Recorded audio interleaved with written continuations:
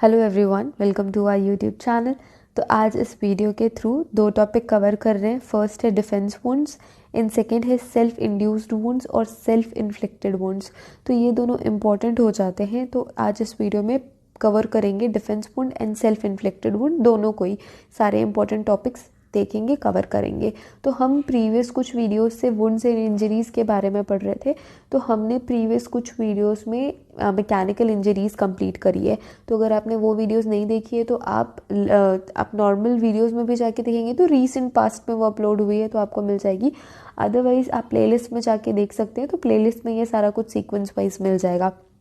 तो defence wound and self inflicted wounds important क्यों है, इन्हें पढ़ना क्यों ज़रूरी है, जब अब हम आगे पढ़ेंगे तो आपको पता लगेगा। तो हम शुरू करेंगे डिफेंस वुंड से एंड देन पढ़ेंगे सेल्फ इन्फ्लिक्टेड वुंड्स या सेल्फ इंड्यूस्ड वुंड्स के बारे में। तो नेक्स्ट अपकमिंग वीडियोस किस पे होने वाली है, थर्मल इंजरीज़ पे होने वाली है। फायर आर्म इंजरीज़ हम जब बैलिस्टिक्स पढ़ेंगे तब कवर करेंगे, क्योंकि उसमें बहुत सारे टर्म्स ऐसे हैं जो जब तक आप बैलिस्टिक्स या फिर फायर आर्म्स के बारे में नहीं पढ़ेंगे तब तक आपको क्लियर नहीं होगी। तो जो फायर आर्म इंजरीज़ है वो हम बाद में क्लियर करेंगे। अभी thermal injuries and transport injuries के बारे में आने वाली वीडियोज़ में कवर करेंगे। मैकेनिकल इंजरीज़ ऑलरेडी हो गया, तो हमने ब्रीफली क्लासीफाई किया था इंजरीज़ को कुछ टाइप्स में, एंड उन कुछ टाइप्स को हमने सब टाइप्स में भी कैटेगराइज किया हुआ था। तो उसमें से मैकेनिकल इंजरीज़ ऑलरेडी कंप्लीट हो गई है। बट ये दो एक टॉपिक है, ये किसी कैटेगरी में नहीं आते। दो अलग तरीके के वुंड्स होते हैं। एक होता है defence wounds and defence wound और वुंड्स अगर ज़्यादा हैं तो, नहीं तो फिर आती है सेल्फ इन्फ्लिक्टेड और सेल्फ इंड्यूस्ड वुंड्स। तो ये दोनों टॉपिक हम कवर करते हैं। डिफेंस वुंड पहले पढ़ेंगे। डिफेंस वुंड क्या होता है, नाम से ही इंडिकेट हो रहा होगा कि डिफेंस वुंड मीन्स वो वुंड्स जो खुद को डिफेंड करते समय क्रिएट हो गए। ठीक है, तो पढ़ लेते हैं स्टेटमेंट्स क्या क्या कह रहे हैं। तो डिफेंस वुंड्स में आएंगे, these are injuries sustained by a person as a result of his spontaneous reaction to protect himself when attacked। तो जैसे मैंने बोला डिफेंस वुंड्स क्या है, वो इंजरीज होती हैं ये जब कब इंड्यूस्ड होती हैं as a result of spontaneous reaction of to protect himself. कोई भी पर्सन स्पॉन्टेनियसली एक्ट करेगा और खुद को बचाने की कोशिश करेगा, तब जो इंजरीज का क्रिएशन होगा हम उसे कहते हैं डिफेंस वुंड। क्योंकि डिफेंस में क्रिएट हो रहा है। कभी मम्मी ने भी थप्पड़ मारा होगा तो याद है कि कुछ, अब उनको थप्पड़ मारने से तो रोक नहीं सकते, हाँ, बट कोशिश करते हैं कि थप्पड़ खाने से बच जाए। तो ये होगा आपका डिफेंस। बट अगर ऐसे कोई अलग सिनेरियो है, अगर हाथापाई हुई है या किसी ने आपके ऊपर अटैक किया है, तो आप स्पॉन्टेनियसली खुद को बचाने के लिए उसकी कोशिश करेंगे। और अगर उस पर्सन के पास कोई वेपन है तो आपके जिस भी बॉडी के एरिया से, हैंड्स से या फिर अपने आप को पलट के या भागने की कोशिश करेंगे, तो जो भी बॉडी का एरिया आएगा कांटेक्ट में वेपन के, वहाँ पे इंजरी क्रिएट हो जाएगी। और क्योंकि वो आप अपनी डिफेंस करने के लिए वो एक्ट कर रहे हैं, तो वो सारे वुंड्स डिफेंस वुंड्स के अंदर आ जाएंगे। ठीक है, तो डिफेंस वुंड क्या होते हैं, वो सारे वुंड्स या वो इंजरीज जो तब क्रिएट होती है जब आप अपने आप को प्रोटेक्ट करने के लिए कोई एक्ट करते हैं। अगर आपके ऊपर कोई अटैक कर रहा है तो जो फिर वो वुंड्स बने वो डिफेंस वुंड कहलाएंगे। ठीक है, the nature of the injuries will very depending upon the kind of weapon used. Yes, ये इम्पॉर्टेंट है। तो जो नेचर होगा इंजरीज का, जो भी नेचर होगा, जैसे भी क्रिएट होंगे जो वुंड्स हैं, वो डिपेंड करेगा काइंड ऑफ वेपन यूज़, कैसे वेपन का यूज़ किया गया है, किस तरीके की वेपन का यूज़ किया गया है, कौन से वेपन का यूज़ किया गया है। तो depending upon the weapon injuries का क्रिएशन होगा। हमने प्रीवियसली भी इस बारे में डिस्कस किया हुआ है कि जो भी तरीके का, जिस भी काइंड का वेपन यूज़ हुआ है, इंजरी का क्रिएशन भी उसके डिपेंडेंट ही होगा। ठीक है, यहाँ पे भी सेम चीज़ रिपीट होती है कि जो इंजरी है उसका नेचर डिपेंड करता है वेपन की नेचर पे, ठीक है, या फिर काइंड पे। When the weapon is sharp, defined cuts and stab will be produced।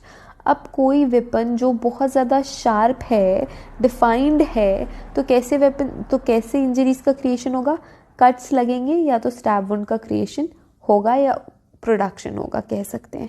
ठीक है, जब वेपन बहुत ज़्यादा शार्प है तो कट्स लग सकते हैं या फिर स्टैब वुंड का क्रिएशन, अगर स्टैबिंग वाली सिचुएशन है तो स्टैब वुंड का क्रिएशन होगा, और या तो फिर कट्स का क्रिएशन होगा, जिसको हम कह सकते हैं incised wound. Sharp object use कर रहे हैं तो हमने पढ़ा था ना इंसाइज वुंड कैसे बनते हैं, शार्प ऑब्जेक्ट्स की वजह से। और स्टैब वुंड पॉइंटेड और समहाउ शार्प वेपन की वजह से क्रिएट होते हैं। तो डिफेंस वुंड वो वुंड है जब कोई भी पर्सन अपने आप को डिफेंड करने के लिए, प्रोटेक्ट करने के लिए, प्रोटेक्ट करने की वजह से या प्रोटेक्ट करता है, तो उस भी वैसे ही कंडीशन में जो इंजरीज़ का क्रिएशन होता है वो डिफेंस वुंड कहलाएगा। डिफेंस वुंड वेरी करता है, उसकी इंजरी का नेचर वेरी करता है नेचर ऑफ वेपन यूज्ड पे। जो शार्प वेपन है या तो उससे कट्स हो सकते हैं या तो स्टैब वुंड का क्रिएशन हो सकता है डिफेंस वुंड में, ठीक है। The person may try to grasp the weapon और राइज द अपर लिम्ब और to ward off the attack. कोई भी जब पर्सन है अपने आप को प्रोटेक्ट करने की कोशिश करेगा तो क्या करेगा कि जिस भी वेपन का यूज़ किया जा रहा है उसको वो अपने कंट्रोल में ले ले, तो वो उसे ग्रिप करने की कोशिश करेगा, ग्रैस्प करने की कोशिश करेगा, उस पर्टिकुलर वेपन को पकड़ने की कोशिश करेगा, या तो फिर अपने अपर लिम्स रेज करके खुद को प्रोटेक्ट करने की कोशिश करेगा, अपने आप की प्रोटेक्शन के लिए यूज़ करेगा, ठीक है। तो अपर लिम इन्फेक्टेड हो जाएंगे, इन्फेक्टेड नहीं तो अपर लिम्ब जो है वो इन्वॉल्व हो जाएंगे उस इंजरी की क्रिएशन वाले सिनेरियो में, ठीक है। तो जो पर्सन है वो अपने आप को बचाने के लिए उस वेपन को छीनने की कोशिश करेगा या ग्रैस्प करने की कोशिश करेगा या अपने अपर लिम्स उठा के अपने आप को अटैक से बचाने की कोशिश करेगा, ठीक है। And may get the injuries to those body parts which are used for defence. और उन बॉडी पार्ट्स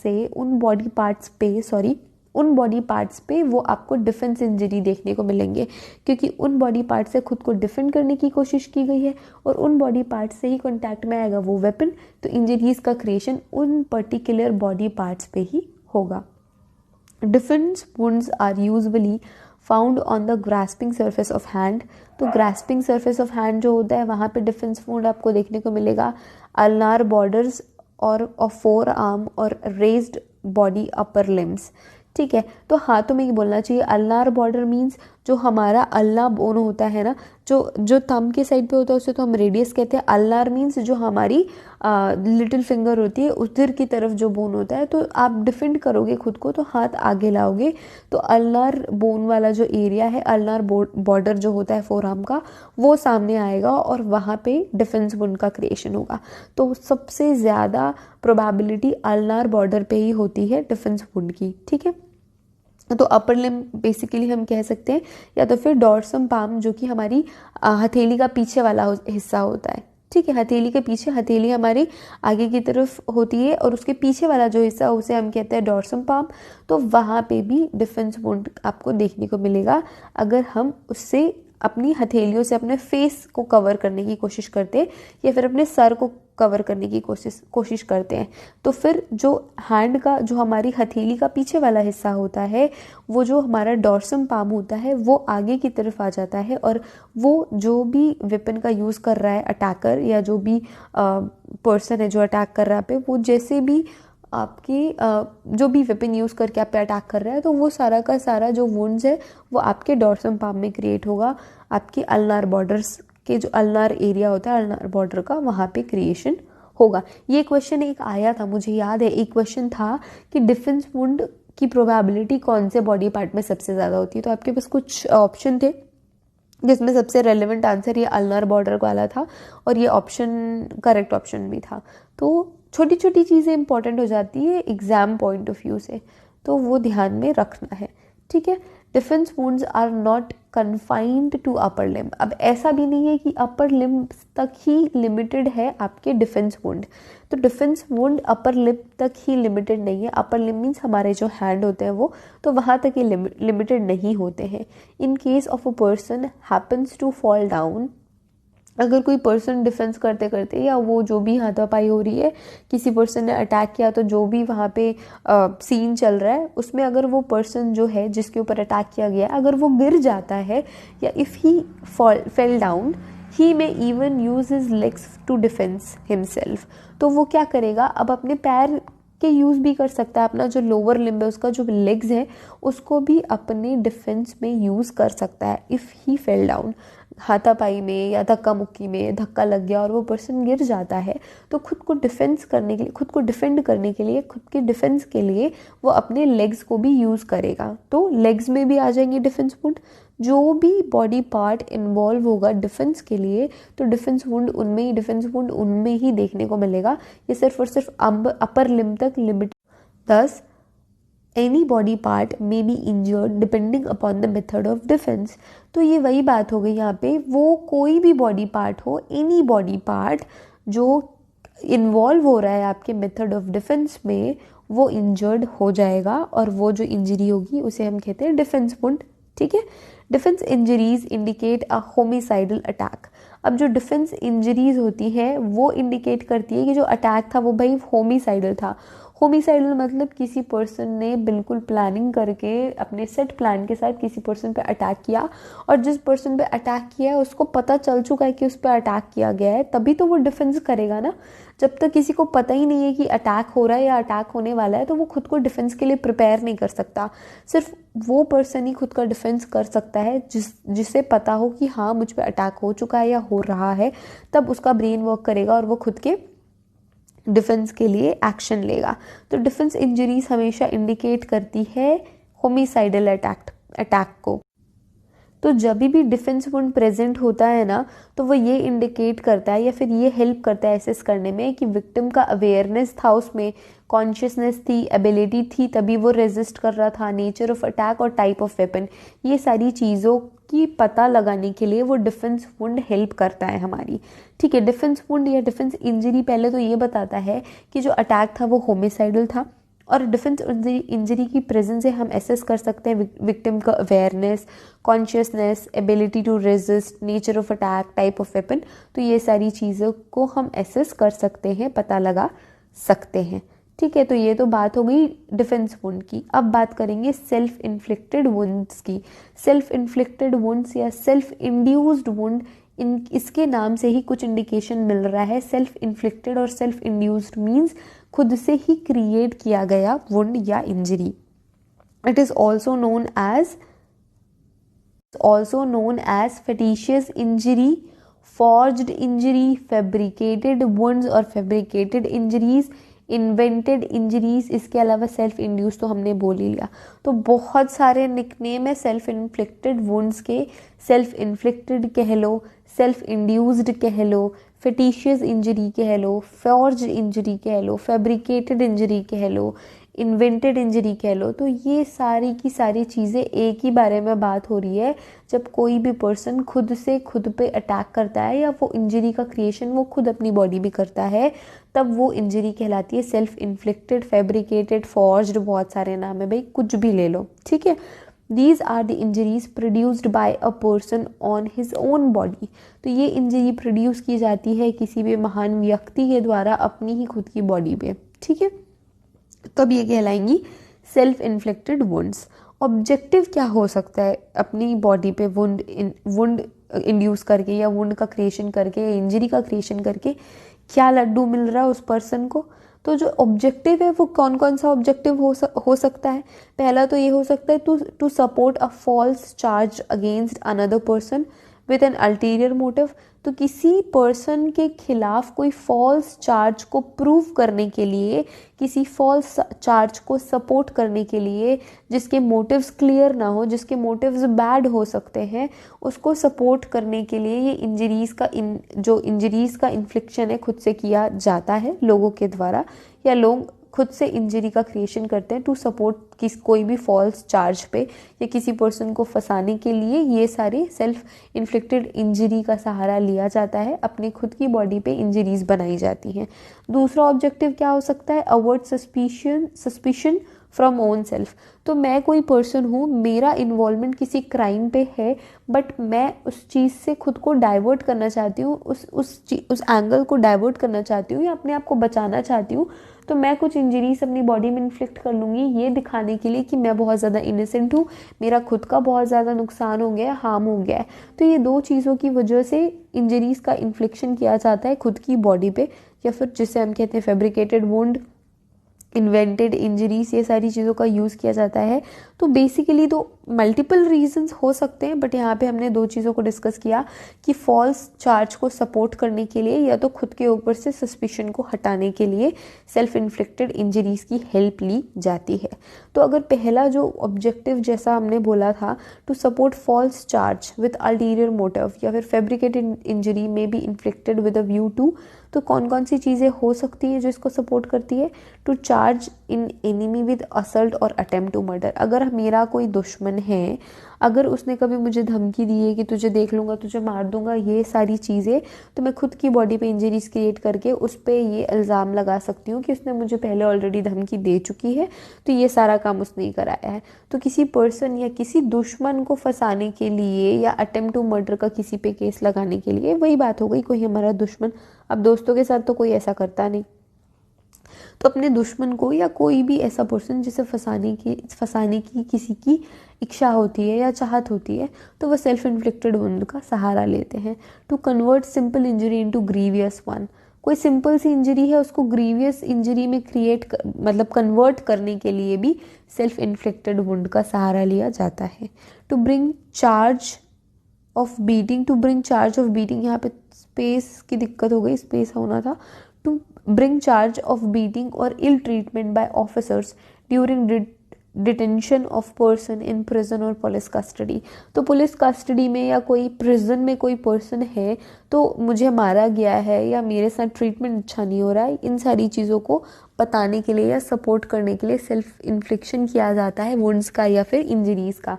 तो ये सारे एम्स हो सकते हैं सेल्फ इन्फ्लिक्शन के, वुंड सेल्फ इन्फ्लिक्शन के। तो इसके अलावा ये तो पहली बात हो गई, पहली पॉसिबिलिटी हो गई। दूसरी हो गई खुद पे से सस्पेक्शन हटाने वाली बात। तो fabricated injury may be inflicted to destroy evidence of a certain injury which might connect a person with a crime. तो जैसे मैंने बोला कि आप उस पर्टिकुलर क्राइम से कनेक्टेड हो, बट खुद के ऊपर से सस्पिशन हटाना चाहते हो या फिर कुछ एविडेंसेस को डिस्ट्रॉय करना चाहते हो, तो सेल्फ इन्फ्लिक्टेड वुंड्स क्रिएट करते हो या फिर ऐसे इंजरीज का सहारा लेते हो। By an assailant to show that he was acting in self defence. तो कोई ऐसा बंदा है जो कि ये एक्ट करना चाहता है कि उसने खुद सेल्फ डिफेंस करना चाहिए, तो सेल्फ डिफेंस को दिखाने के लिए कुछ इंजरीज का क्रिएशन वो जानबूझ के कर लेते हैं, जिसे हम कहते हैं fabricated injuries. By policeman and watchman, policeman और वॉचमैन भी ऐसा करते हैं, acting in collusion with the robbers to show that they received injuries while defending. तो जो पुलिसमैन होते हैं और जो वॉचमैन है, कि मूवीज़ में बहुत दिखाता है, तो पुलिसमैन और वॉचमैन है वो एक्टिंग करते हैं या एक्ट करने के लिए कि हमारा चोर से, डाकू से या किसी भी खूंखार कोई अपराधी है उससे उससे उससे टकरा गए और उससे हाथापाई हो गई या उसके साथ झड़प हुई है या झगड़ा लड़ाई हुई है, तो हमने तो बहुत कोशिश करी थी, हमारा तो आमना सामना हुआ था। इस चीज़ को शो करने के लिए पुलिस मैन्स होते हैं, वॉचमैन्स होते हैं, वो सेल्फ इन्फ्लिक्टेड इंजरीज का सहारा लेते हैं। मूवीज़ में भी दिखाते हैं ना कि पुलिस वाले क्या करते हैं जब क्या होता है एनकाउंटर, जब एनकाउंटर होता है किसी भी खूंखार जो अपराधी होता है या कोई भी खूंखार जो गैंगस्टर होता है उसका एनकाउंटर करते हैं, एंड फिर किसी भी एक पुलिस ऑफिसर को साइड में गोली मार, साइड इन सेंस एकदम कॉर्नर में गोली मार देते हैं ताकि उनकी जान ना जाए, ये बोलने के लिए कि भाई हमारी तो उनसे बहुत बड़ी झगड़ा लड़ाई हो गई थी, तो उस पर्सन ने भी, जिनका जो भी गैंगस्टर है उसने भी गोली चलाई, हमारी पुलिस वाले पे लग गया या फिर हमारे टीम मेंबर को वो गोली लग गई, तो हमने इस वजह से उसे गोली मार दी और एनकाउंटर करना पड़ा।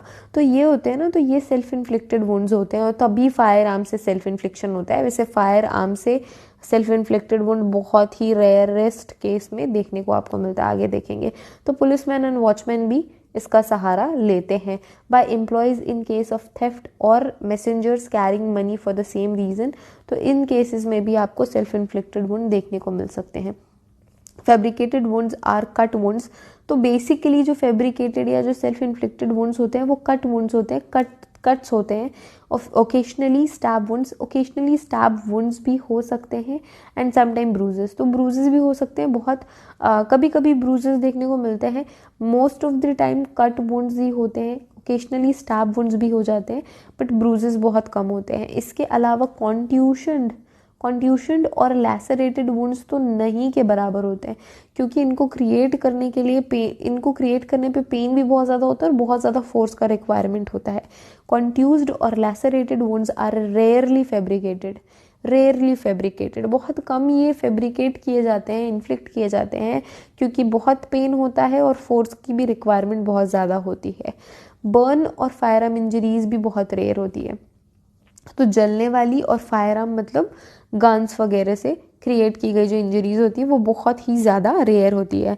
तो सबसे ज़्यादा परसेंटेज है कट वुंड्स के, तो कट वुंड्स ही सेल्फ इन्फ्लिक्टेड वुंड में आपको देखने को मिलेंगे। अच्छा, इसके अलावा जो सेल्फ इन्फ्लिक्टेड वुंड्स होते हैं वो एसेसिबल बॉडी पार्ट्स में होते हैं, वो सारी बॉडी पार्ट्स जो एसेसिबल होते हैं उन बॉडी पार्ट्स में ही आपको देखने को मिलेंगे।